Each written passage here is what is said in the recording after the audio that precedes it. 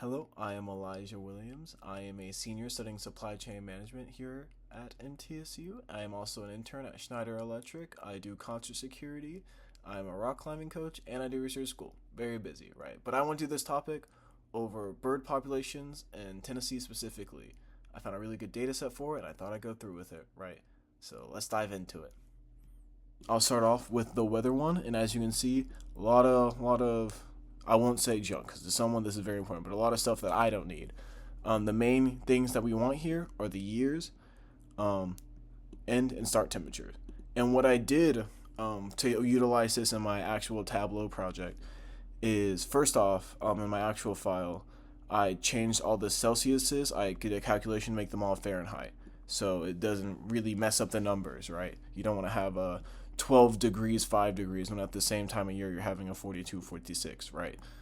Um, and I made sure the year transferred over to our file we'll get to later. But that was the main purpose of this one. We go over, we can see species list, which is very important for later on when I have to specify by order and family and things of that sort, right? And this also helps connect with the file we'll get to after this, the Tennessee file, because each bird has a correlation with a specific AU as their identifiers, like their skew. So that's very important. And now Tennessee, which is kind of the meat and potatoes, right? This is where we can see the total count right here of how many times this bird was spotted in a given time, right? So you can see in 1966, AOU 1320 was spotted 6 times, right? And then using this, we can go back over here. We can go 1320, 1320, 1320, and eventually you would find it right here. Well, it was quite nice, and it's a mallard. So now we know, okay, we saw a mallard 6 times in Tennessee. Great. And these years, as I aforementioned before, can talk to the years in the other one through Tableau. And here, I just wanted to do a quick aside. The data I got from had for every state in Canada, because the entire scope of the research that I got this from was for all of North America outside of Mexico. So I just thought that was a little cool. And here are all the files that I went through in total. Of course, you have my other stuff like my proposition, my data dictionary, right? But here is like you can see that I was trying to do vehicle data for a little bit and routes, and I decided they're just not that useful. Something that is useful is these connections right here. These are the meat and potatoes of my entire project, right? Without this, nothing else will work. There's no data, there's nothing to work off of. So as you can see, Tennessee links into species lists as well as weather. Because really, you don't need weather and species lists talking to each other at all. But you really need Tennessee too, so the bird data can be there effectively, and you also can separate it by years, right? So now I'll go over my visualizations prior to my dashboard. First off, we have the most prominent birds, 1980. I like this format a lot because you can really, I think it looks nice. It's a pretty visual, right? And here you can obviously see, easy to read, common grackle. We know that's our most common right here in 1980. And as we can see, if we go over, skip one, little leapfrog, you can see 2023. And you can take note of some things, right? I made a different color to signify that there was an overall droppage in total population. I thought that was important. Um, Going back, you can see bird sightings, also a very important visual. You can easily tell that, back in 1980 it was 16,000, but now we're all the way down to 10,000. What happened, right? That's what we aim to find out. Going forward, I liked having average temperature being a similar format to this. I like having somewhat consistencies on related topics, right? So 1980, 2023, same visualization more or less. But same thing with temperature is going down, which honestly surprised me because I feel like you always hear about global warming and it's like, oh, we're getting so hot, which is true. I believe that. But in this case, it's not, right? So you can see the temperature actually been going consistently down, which is surprising in Tennessee. Following this, we have our bird population by order, which I think is really great. We'll talk a little bit more about that later. But I think the colors really signify the different groups. Like, Passiformis, obviously the most by a landslide. It's not even close. But as you can see, they get smaller and smaller. But it gets competitive. It really does. You can also angle it by year, of course. But we'll get more into that on the dashboard. Now I would like to go into my little dashboard. As you can see, it has all the charts that I showed previously. We can start with average temperature in Tennessee. We can see, oh, it's 64, go all the way down to 56. You can see that it somewhat correlates. By somewhat, I mean pretty greatly correlates to the bird sighting. And you may be thinking, oh, that's weird because you would think the higher temperature would cause the birds to leave. Well, it's actually the lower temperature as well.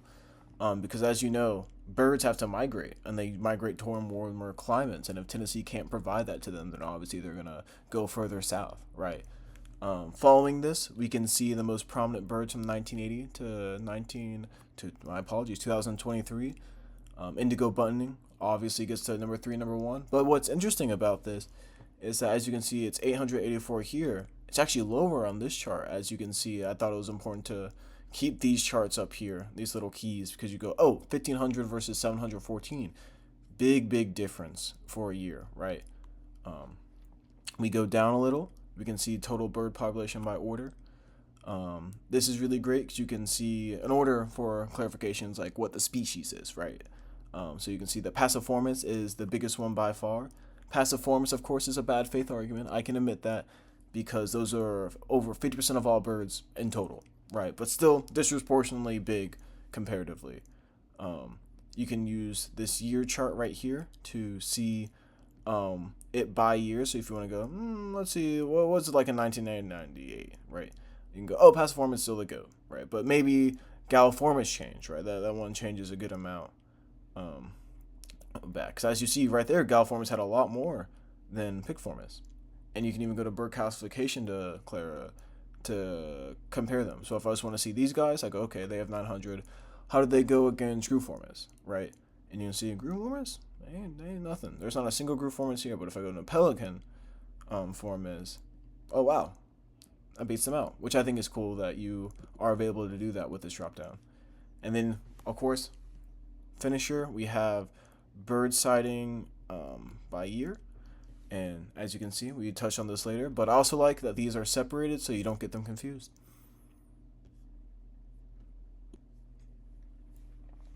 As you can see, using our first visual from the dashboard, the temperature, you can see that the average temperature in Tennessee has been reduced approximately 8 degrees Fahrenheit from 1980 to 2023. Obviously, this is impactful because it correlates to our second one. In a similar vein, the amount of bird sightings in the same period have been reduced by 6,000, around 40%, right?